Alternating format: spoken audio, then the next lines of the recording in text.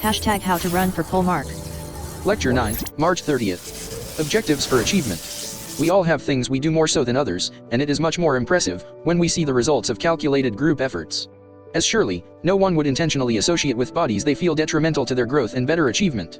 Thus, all unions are formed to benefit those who associate, and future generations follow patterns which traditionally lead to their betterment, because it is only natural to pick the greater of two rewards.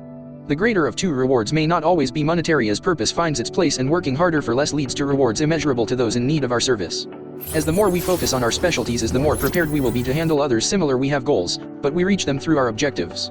With a straight line being the shortest distance between 2 points, we make straight lines to our goals, but lesser goals steer us, however great or small, from our main objectives. Goals are specific while objectives are general, and the Polemarch jurisdiction covers the general with no bias against those under his auspices.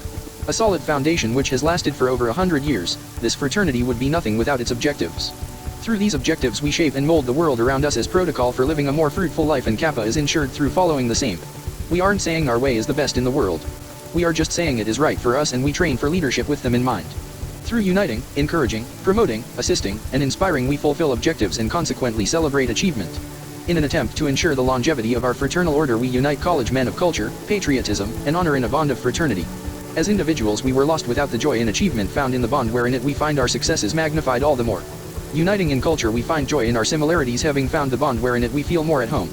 Uniting in patriotism reinforces our similar national agenda, where, if one is against the state, they are as well opposed to the objectives of the fraternity. Uniting in honor we hold ourselves greater than but at least equal to any other of right mind and sound judgment, because the will to wish for honor proves goodness in anyone. In an attempt to bring about a brighter tomorrow through the efforts we put forth today, we encourage honorable achievement in every field of human endeavor. As with our implied contract with time, prosperity is guaranteed with or without the fraternity, but our collective association leads some to think the kind of success they seek is reserved for members. Not that the fraternity isn't, but just because one isn't eligible for membership or for whatever reason doesn't pledge doesn't mean that we shouldn't still encourage what is better in our opinion. We all are humanitarians. After unification, where some say why, we can only say for KSI. For the sake of all things right and good, the font line is covered as we promote the spiritual, social, intellectual, and moral welfare of members. Where would we be without our spirituality, and what type of person couldn't conceive of a higher power other than one hitherto uncivilized to comprehend the importance of having objectives, or one whose delusions of grandeur leads him astray? Promoting members' social welfare, we form bodies to address improving situations where without communication there would be no improvement.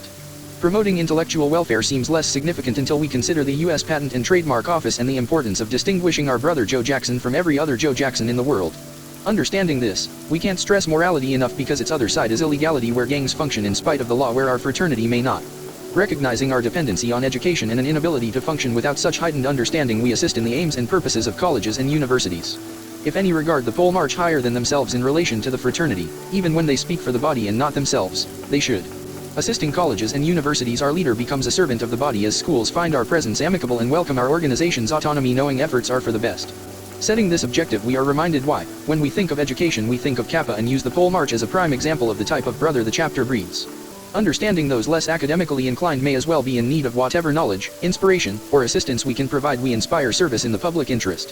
Who would we be to think ourselves better in whatever category we specialize without thinking of those less fortunate and how we can help? As only slaves earn enough not to care what others' condition are for trying to better their own, economics is far from the only way we can give in charity, and the Polemarch directs energy towards certain worthwhile causes. We inspire service in the public interest by either leading by example or providing the tools by which others may do likewise. Inspiring service in the public interest not only maintains our standard of living, but it also heightens it in areas where participation is more concentrated. A Polemarch's commitment to improving his community is a never-ending struggle as time is factored in the equation, because standing still is not an option. Mother would say we were either moving forward with the rest of the world or falling behind, so what we see as standing still is really falling behind. Through uniting college men, encouraging achievement, promoting welfare, assisting colleges and universities, and inspiring service, we fulfill objectives and consequently celebrate our association. Good behavior begets its like in kind, just as the rich get richer and smiles breed similar reciprocation, where, though not in every case, those under a Polemarch tend to fare more than exceptional, adhering to the previously mentioned objectives. It is natural to prosper when we factor in time, and even more so when the protocol of our fraternity is followed. A time-tested pattern for success, our objectives have directed this fraternity and its numerous chapters for 100 years and will for years to come. That concludes the information for this time. Tune into our weekly presentations during this spring semester, Wednesdays from 9:11 a.m. to 10:05, as we learn how to run for Polemarch.